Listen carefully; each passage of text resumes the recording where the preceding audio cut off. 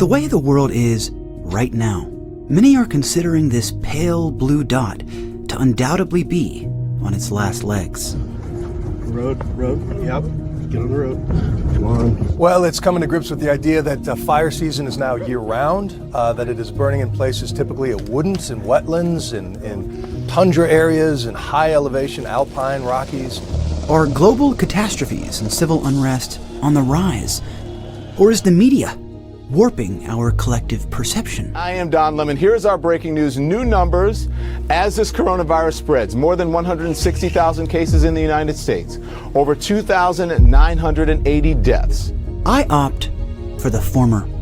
While it's true the media manipulation plays a powerful role in shaping public opinion, a bit of science from intelligence company Maplecroft indicate that over 100 countries have seen a rapid increase in societal breakdown. Grenades are being fired in the capital. Demonstrators were out on the streets showing their anger at delayed elections. But even if we were to ignore this data point, it doesn't take a rocket scientist to understand that in many areas of the world, several events seem to be creating a kind of biblical atmosphere of the end times. You may have seen that dramatic video of hundreds of birds literally falling from the sky into a neighborhood. What on earth was going on? Guys, what is going on? Strange sounds are being heard around the world. This rise in civil unrest parallels rising inflation. Well, everything from food to clothing, even cars, all costing more in the Inland Empire as inflation soars. Inflation is surging even higher there than here in LA and Orange County. Pair this with spiking mortgages, global increases in shipping rates. But at least the stock market is okay. The stock market has done better during Joe Biden's first 100 days than during any president's first 100 days in the last 75 years. One has yet to even mention the war in Ukraine, which continues amidst growing pressure between NATO and its enemies, Russia and China. Combine all of this with the growing influence of evil elites, many of whom have decided to come out of the shadows, and you've got yourself what many would call the Great Reset, which, in the way that I define it, does not simply cover the Davos Group's stated intent of creating a, quote, better world, but runs parallel to a coming rebirth of society. This is a very big deal, the implications of which are so vast and incalculable, one flinches to wonder what should happen if we fail to comprehend and defeat it. This is The Great Reset, Volume 1, The Problem and the Solution.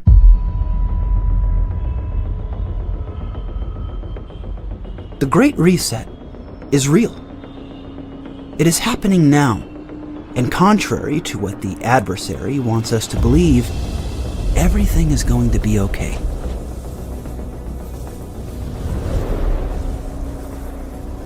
As all truths are, the truth of the Great Reset is hard to pin down. The salient point to take from all of these seemingly apocalyptic examples are its counterpoints, all of which must exist, as evil can only find itself in its own illusion and lies. Those who created the term Great Reset reside within the gates of the World Economic Forum. Thank you, Angelique and Amen, for this musical opening of the meeting. They describe the term as a rare but narrow window of opportunity to reflect, reimagine, and reset our world to create a healthier, more equitable, and more prosperous future. You know, I always get a bit nervous when an organization as powerful as the WEF summarizes themselves in such a vague and empty way. I mean, what exactly does that mean? What are your methods for gaining such a world? Such a world. Such a world. The Great Reset is many things. It's a conspiracy theory. It's a group of rich people trying to get richer. It's a powerhouse of economists and billionaires. It's a group of wealthy elites whose intent, in my view, is to purposefully enact change in the world so as to benefit the billionaire class and take advantage of the decent, hard-working masses. So how do we stop this? Is it even possible to stop this?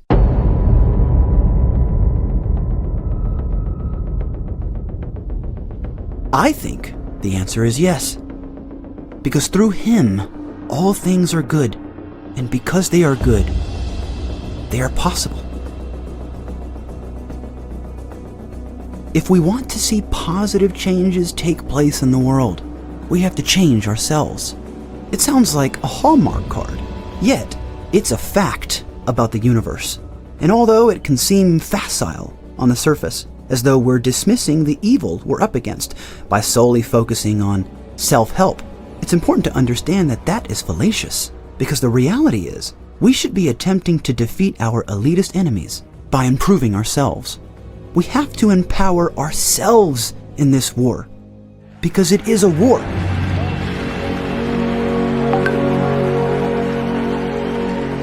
If we spend our time reflecting solely on the problem, we become the problem. This is the mental interplay of our minds, the nature of which we believe is being held hostage by ruling elites, but is actually free and abundant all on its own. The phenomenon of QAnon is a strange one, but it got one thing right. There are good people in this world who serve God and work for the elite. Because the greatest trick the devil ever played was convincing us that he does exist. He exists for us, that's for sure. But he is a fabrication to God, an illusion so weak in scale, God permits its existence to us.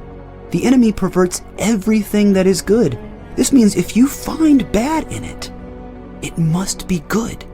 This is a difficult Christian teaching, but it's fundamental to understanding the nature of life here on earth. The way we defeat the Great Reset is by improving our relationship with God. If you're an atheist, maybe spending time volunteering or participating in charities that suit your preferences. Either way, every act of good is vital toward achieving a better understanding of ourselves, our family and friends, and the world around us.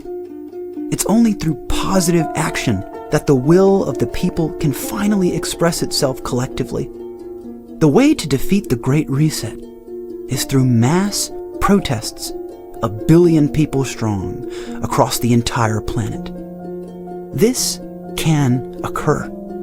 This can happen. Protests are occurring on a much smaller scale already nationwide. These are the actions which can empower us to enact real change in the world. The smallest step is the biggest one in the eyes of God. Do you believe in God? Oh, difficult to answer. I know. I don't need to believe. I know.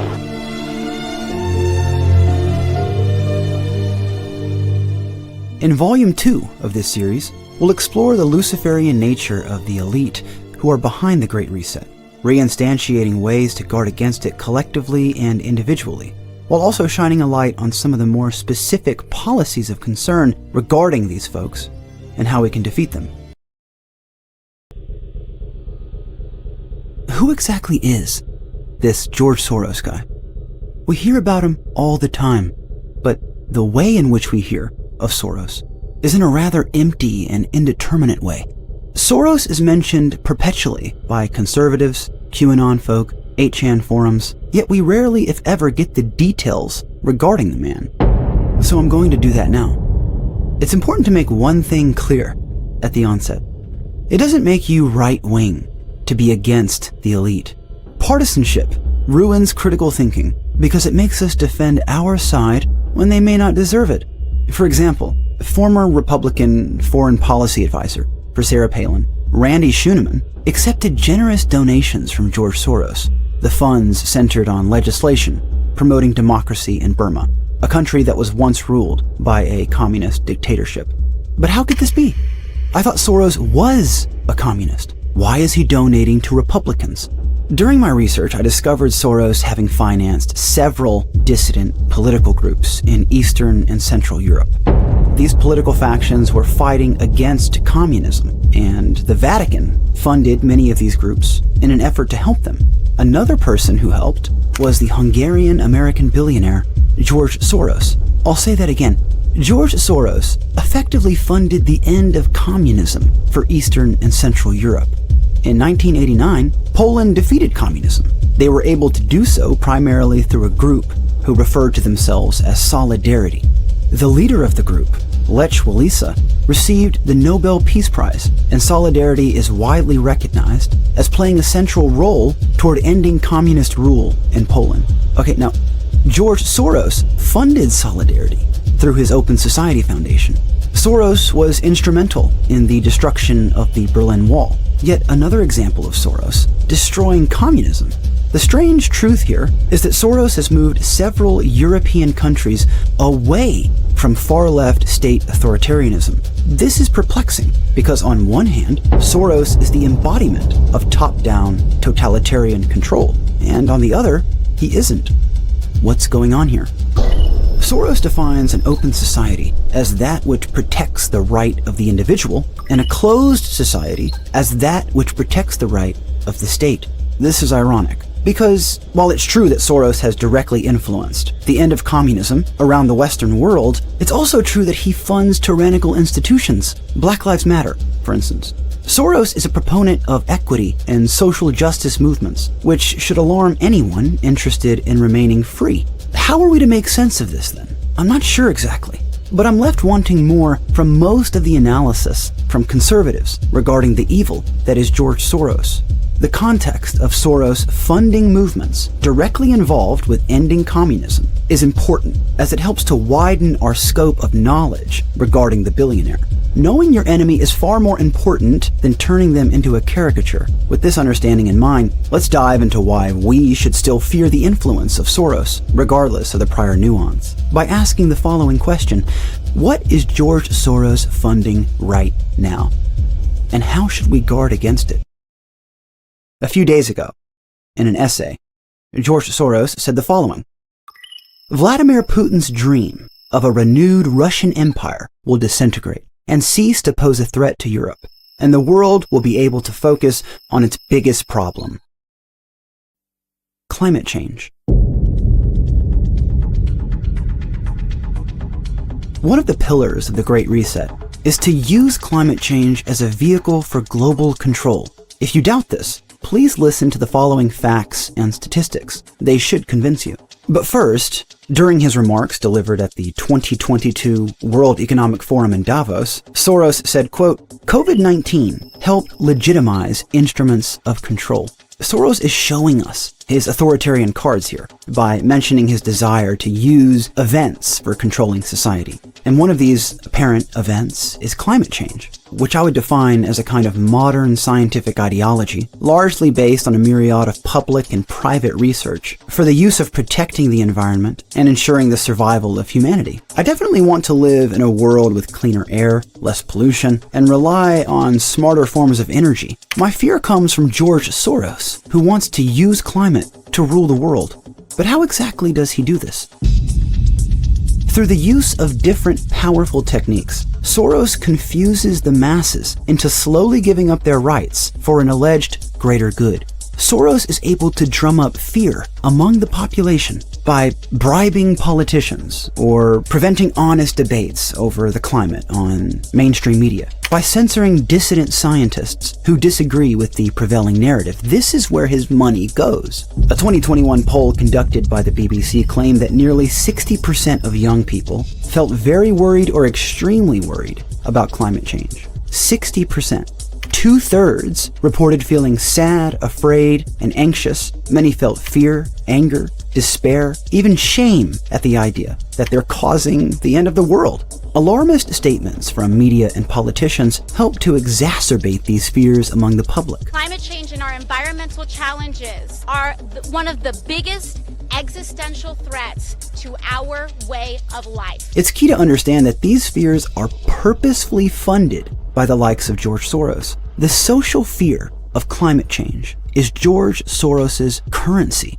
We can easily see this within the generation of millennials and Gen Z, many of which are now publicly disavowing having children out of fear their offspring will die from climate change. Polls suggest that a third or more of Americans younger than 45 either do not have children or expect to have fewer because of climate change. Proponents of climate change claim the science is settled, but there are scientists and organizations that disagree. The non-governmental International Panel on Climate Change shows the other side of the debate, claiming that because they are wholly independent of political pressures and influences, they're essentially untethered from political bias. The NIPCC has produced 14 reports to date, asserting that nature, not human activity, rules the climate, outlining disagreements between scientists and claiming to debunk the sea level rise hypothesis of the early 2000s. So the ends Soros is pushing is made complicated by a populace that works together and thinks critically. I'm convinced we can do this. The option remains, however, that we do not learn from any of this information, that we view these videos from solely an angle of entertainment, rather than a stark warning to enact widespread societal change. Our darkest fears about this incoming tyranny can come true, being forced into life conditions, the likes of which we can't even imagine. A world not merely influenced by evil, but dominated by it. In the next installment of The Great Reset, I'll be showing you the person that is Klaus Schwab. Most coverage of the German economist simply mentions him by name and then just leaves it at that. But who is he? Where did he come from? Who is he connected to? All of this will be in Volume 3. Business, together with governments and civil society, must be an active and responsible stakeholder in addressing global problems. He is reviled, feared, and dismissed. Around 1/3 of the members are CEOs of multinational companies, 1/3 are leaders of international organizations and governments, and 1/3 are from civil society, forming a truly multi-stakeholder community.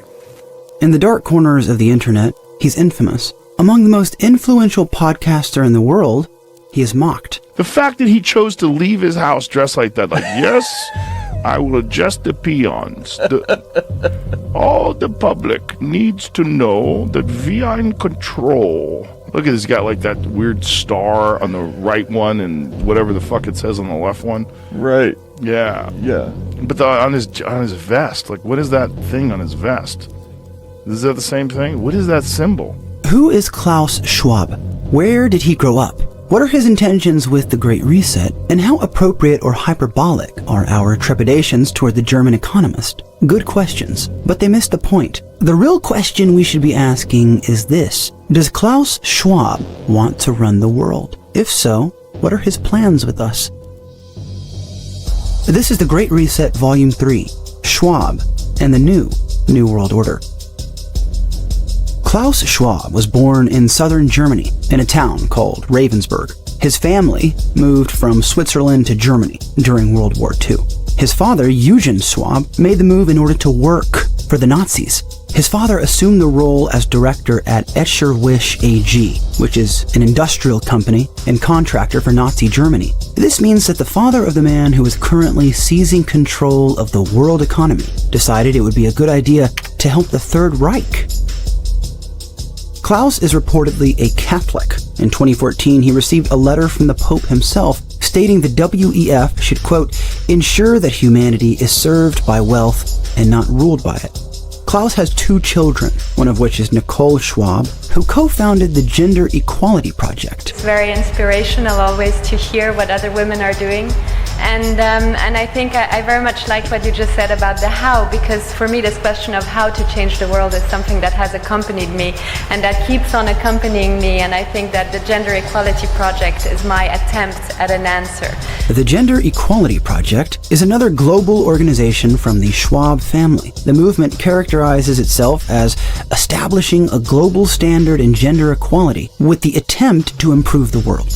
In 1961, following in the footsteps of his father, Klaus graduated as a mechanical engineer from Swiss Federal Institute of Technology in Zurich. A mechanical engineer creates machines that run off of power, a wind turbine or combustible engine or nuclear weapons. This is fitting, as the man obsessed with power has a degree in managing and maintaining the industrial means which create it.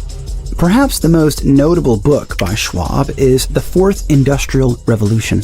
The outline of the book reads, quote, "Characterized by new technologies, the Fourth Industrial Revolution will impact all disciplines, and it will do so at an unprecedented rate. World Economic Forum data predicts that by 2025, we will see commercial use of nanoparticles 200 times stronger than steel and 1,000,000 times thinner than human hair, the first transplant of a 3D printed liver, 10% of all cars on U.S. roads being driverless, and much more."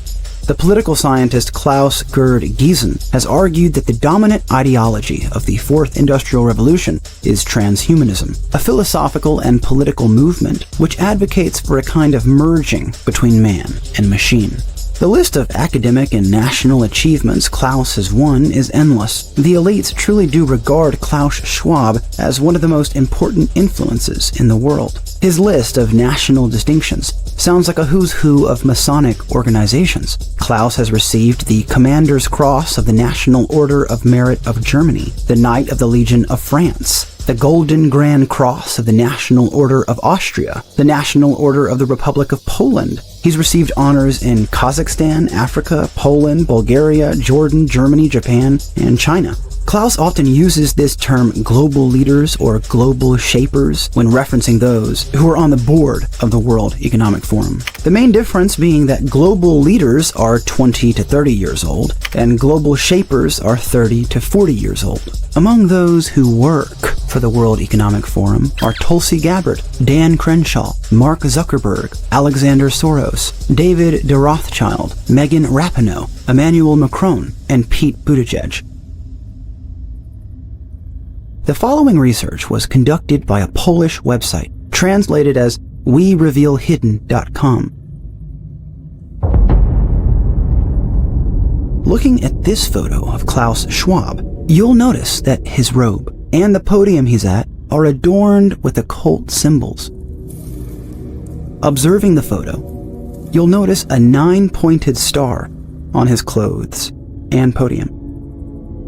Only one religion uses the 9-pointed star, and that's the new religion called Baha'i. A unity religion birthed out of Persia during the 19th century, promoting the notion that all religions are equally good and true. Baha'i also uses an 8-pointed star, which they spread across their churches throughout the world. Infamously placed in Stanley Kubrick's Eyes Wide Shut, another 8-pointed star, the Star of Ishtar, is an ancient Babylonian symbol. The Star of Ishtar was normally enclosed within a circular disc. The circle inside, and the 8 to 9-pointed star which surrounds it, is the key to focus on here. Because the question becomes, why is Schwab seemingly wearing an ancient Babylonian symbol?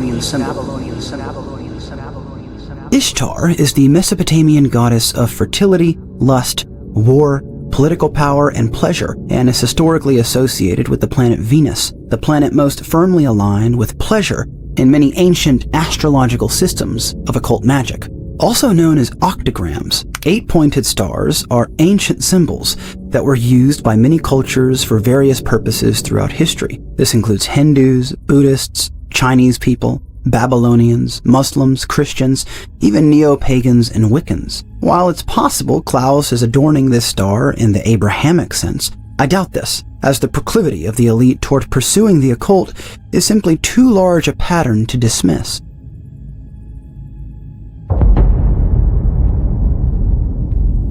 The bull could be a couple of things. One is an homage to the sacred bull Baal, an ancient Canaanite god of child sacrifice, the likes of which are mired deeply within the elite. Another possibility is that the bull symbolizes the pagan religion Mithraism. Mitra is also known as Sol Invictus or Ra, the invisible sun god.